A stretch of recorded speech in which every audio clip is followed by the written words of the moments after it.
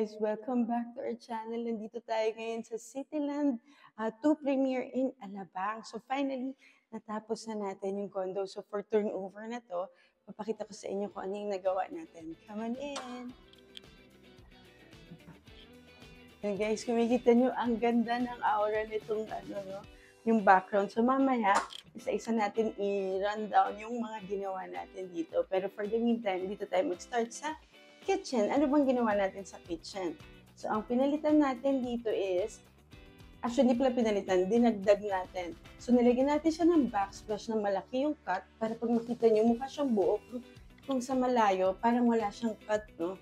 So, ito yung recommended din namin kasi nga, yun nga, less grout yung less lilinisin. Alam niyo yun. So, yun. At the same time, ito, countertop, niretain na rin natin yung countertop nila kasi alam niyo naman mahal ang magpagawa or mahal ang countertop ng kitchen. No? So, niretain natin to para yung budget ni owner is ma-allocate natin sa mas magandang, I mean sa mas ibang kailangan nila. No? So, yan, okay lang naman. Maganda pa rin naman, mukhang malinis. So, dinagdagan na lang natin ng lighting para hindi madilim yung space nila. Tsaka, yun nga, hindi magmukhang boring or luma yung itsura. No? So, even naka-tile yung countertop nila, it looks nice and classy pa rin naman. Tapos yun. And then ito, inedit namin to. So dati ito naka-box yan eh. So ngayon, ito nilagyan natin ng, lalagyan ng condiments. So pwede rin na actually lagyan yung, meron sila dito yung, hindi ko abot, anyway, ang taas talaga. Tapos, yun, pwede natin lagyan ba yung glass na gusto mong i-access agad-agad. So, yan, pwede yan dito. And then, yun, nasabi ko na ba yung light? So, may backlight tayo. And then, naglagay rin tayo ng kitchen basket dito para mo-organize nila yung gamit nila, yung mga plato. Then yun, tapos kinabit na rin natin itong range hood nila. So, yun yung ginawa natin dito sa kitchen countertop or sa kitchen. And then, ito, kung makikita nyo, sa entrance, meron tayo, syempre, yung breaker cover. So, meron na naman tayong bagong design. Kung makikita nyo, so, plain. Usually, nakapinto. Ito ginawa natin is naka-sliding door siya, guys. So, see? Mas, space saver din siya. Kasi nga, kung makita nyo, masikip din dito eh. So, para hindi na rin sila mabunggo at malaki rin yung kanilang breaker. Kaya, yan, in-slide na lang natin. So, yan, napakaganda at malinis tignan, no? And then, dito tayo sa kitchen area. Kitchen area, ano ba tawag dito? Coffee area or pantry area nila, no? So, kung makikita nyo, one piece na, hindi siya one piece. Yung one look lang siya na nilagay natin kasi nagdagdag tayo dito ng overhead cabinet storage, saka dito may storage din tayo. And then, ito kung makikita nyo, pinit na rin natin yung size ng kanilang microwave. And then, meron tayo dito na parang coffee table nila, tapos meron na tayo power outlet dito para magamit nila kung maglalagay sila ng, I think air fryer ata yung ilalagay nila dito eh. Or, yun, yung coffee machine kung gusto nila. Then yan, meron na rin tayong mga drawer dito. Tapos may dagdag storage pa kasi nga, minamaximize natin yung storage, yung pwede nilang lagyan ng gamit. So, yun yung dito sa area ng kitchen natin.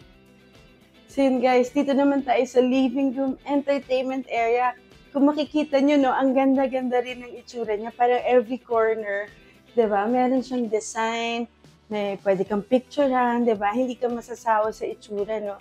Pero syempre, other than the design and yung look niya, yung aesthetics niya, syempre, kailangan functional pa din yung ating entertainment and storage, no? So, yan, kung makikita nyo, meron tayong mga open shelves dito. And then overhead cabinet, meron din tayong floating shelves dito, storage. So, yan. And then, kung makikita nyo ito, lalagyan niya to. I think gamer ata yung owner. So, meron siyang mga console, PS5, yan. So, dyan niya ilalagay yan. Pero, yun nga, kung makikita nyo, adjustable din to, no? Kasi, who knows, mag-iba yung ilalagay niya. So, yan, natatanggal natin. This one, yung mga adjustable, nire-request po itong adjustable. Kasi yung iba hinahanap sa akin, bakit hindi adjustable yung akin? Tapos doon sa ginawa mo, ito po is requested siya. So, kailangan sinasabi niyo po sa amin yung mga detail na yun kasi kami, we are always basing on our on the standard na cabinet shelves talaga siya. So, yan yung idea. Okay? And then yun, naglagay tayo ng backboard na, parang marble look or let's say it's Carrara. So, yan, para elegante pa rin siya with the lighting. So, makita nyo, yan, meron din tayong ilaw dito sa taas na nilagay na ceiling fan. So, yan yung retractable fan natin. And then, as you can see, here on this area, ang purpose nito is work table siya at the same time dining. So, yun nga, kung makikita nyo, maliit yung space, ganyan, no space for dining table or set table. Kaya, ang ginawa natin, mga built-in na lang na para ma-fit and makasya natin yung mga basic needs nila, no? So, yan. So, makikita nyo, meron tayong rolling table dito. And, wait lang, yung work table pala natin, nilagyan din natin ng ilaw dito. So, ito, dinagdag natin yan para hindi madilim dito sa area. At the same time, ito, kila owner na to, display na nila yung kanilang mga sariling light. And then, yun, yung rolling table natin, kung makikita nyo, yan, naka-fit siya actually para, teka, tanggalin ko yung upuan dito. So, as usual, gusto natin yung kanilang mga table nila ay kailangan multifunctional, no? So, other than the work table na meron dito, meron pa rin tayong dining. Makikita nyo, nakasukat siya para mailabas natin ng maayos. Kasi dito nyo makita, no?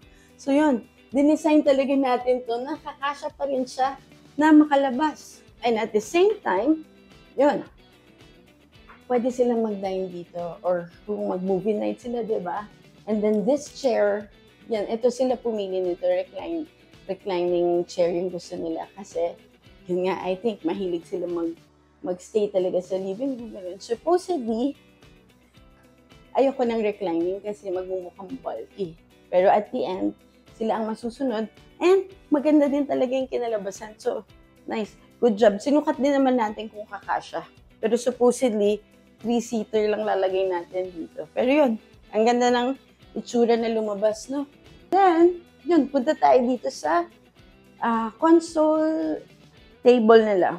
So, this console table, actually, yun, gusto ko talaga siyang i-feature kasi this one is designed talaga para sa kanila at saka, yun, and meant talaga para dito. So, ito ay dinesign yours truly na para magamit natin at yun, yung purpose niya na gusto nila ng shoe rack talaga. Actually, may silang peg na sinent sa akin. So, inspired doon, pero yun nga, yung design kasi ng upuan doon kasi parang hindi stable, kaya nag-build tayo ng bago. So, ito yung naging outcome niya na meron silang console table, display area nila. Dito pwede rin. And then ito, meron silang shoe storage. So, lahat to shoe storage, no? So, yan. Ito, display area din. So, yan. This one is adjustable din. So, if in case ayaw na nila maglagay ng shoe dyan or meron silang kailangan i-store na iba, so, pwede siyang tanggalin. Pero, meron din tayo dito shoe rack, no? So, this one is designed talaga para dun sa gagamit kasi yung owner nito is matangkad talaga and malaki yung paa niya, parang 12. Basta malaki yung paa niya eh. So, sinukat namin yung shoes niya na dapat pumasya talaga doon. So, kaya malalaki yung panels. So, yun. And, yun din, para doon sa mga nagpapa-custom sa amin, let us know din kung, yun nga kung out of standards yung mga sukat ng paa nyo kasi para ma-adjust din namin yung mga kino-custom natin na cabinet. And then, yun. At the same time, meron tayo dito upuan. So, custom-made din siya para, yan, pag mapalit ka ng shoe, meron kang uupuan, di mo na kailangan umikot dun sa kabila. Yan. Tapos, since custom nga siya, maximize output and functionality, may storage din siya. So, yan. Marami tayong mga bagong design. So, kung gusto nyo ipagaya to, pwede rin naman. So, yan. Yan yung ating design dito. Makita nyo, no? So, multi-function yung ating console table. May display area, may storage area. So, nandiyan na siya all in one. Yan. Tapos, yan. Ito yung kanilang art wall. So, it was intended na lagyan nila ng decor. Actually, ito is yung kanilang wedding picture. Tinaob na lang namin. So, yun. And then, kung makikita nyo dito sa wall na to, ang galing, meron tayong mirror, no? So, this is yung kanilang bathroom door. Ito, pinalitan din natin ng sliding. So, yung mga taga Cityland, kung may one bedroom din kayo, may idea na kayo, na maganda itong merong mirror dito. So, yan. Mamaya natin i-discuss yung bedroom muna. So, yun guys, dito naman tayo sa bedroom. Kung makikita nyo, it looks tight, pero kumpleto naman ito. So, may wardrobe tayo, may dresser table tayo, may custom bed tayo. So, ano yung mga natin, bago na naman design dito. So, meron tayong bedside light. Kung makikita nyo, no? So, with spotlight yan, para kung magbabasa sila o yan, may ilaw sila dito. So, kung ayaw mo ng malakas ang ilaw, dim light lang, yan. So, pwede mo rin siyang iikot para yon kung sa gabi ayaw mo ng maliwanag, yan. So, ito yung bago nating design sa bed. Tapos, meron din tayo ditong nakatago na storage. Kung makikita nyo, yan, meron tayong storage dito sa kanilang bed sa likod. Yan. So, dalawa yung ating pinto sa bed. Teka. Ayan, okay. So, yun. Maganda yung kanilang storage. Kung makikita nyo, yung mga taga-Cityland, at least may idea na kayo on paano ipuposition yung bed dito sa bedroom nyo. At the same time, yun. Meron din tayo, dami natin kinustom dito actually na furniture, no? So, itong dresser table, custom made din siya. Kasi, naglagay tayo ng smart mirror para dun nga sa makeup. And then, meron pa rin tayong nilagay na storage place, yung lalagyan ng mga gamit niya. So, yan, napakaganda nung kanyang table. Actually, requested ni client to, may peg din to na binigay. Tapos, syempre, nagkaroon ng rendition namin kung ano yung capacity namin to do yung woodworks nito. So, yun. Tapos, may na tayong power outlet nun. And then, makita nyo, custom made din yung upuan. So, yan, napakalinis ng itsura, no? And then, syempre, custom made, maximize functionality. Meron din tayong storage sa ilalim. Yan. So, kung makikita nyo, kahit tight yung space nito, marami tayong pwedeng ilagay. And at the same time, and by the way, yung bed natin is naka-hydraulic. Let's try the hydraulic bed. Yes! So yan, may mga gamit na sila. Ito, sinukat natin to, or nagbigay talaga sila ng sukat, para kumasya yung kanilang, ano ang tawag doon? Yung mga luggage nila. So, yan yung kinostom natin dito sa kanilang bed. So, very, very functional.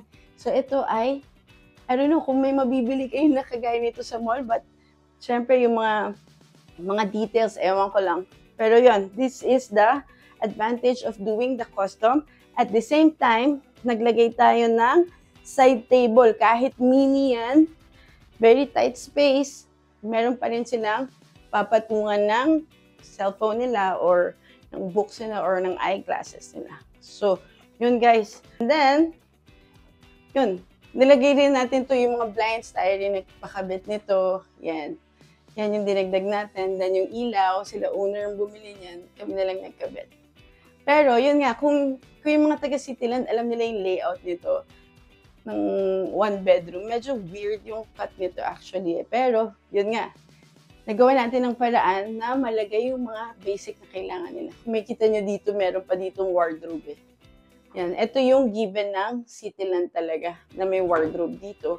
Pero since titirahan nga nila to, they need more wardrobe. So, yun. And, yun.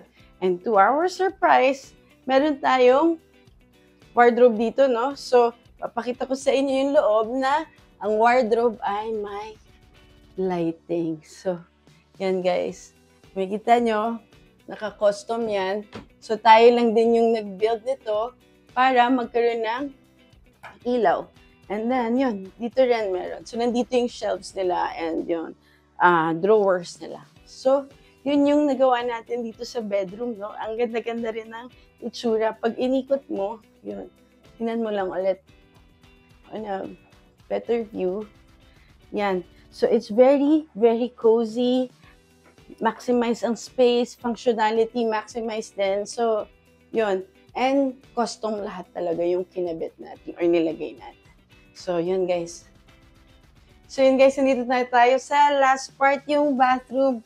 Mapipicture ko na siya. Actually, weirdly, ang bathroom ang lagi ko nakakalimutan picturean, videohan pag i-report sa mga client.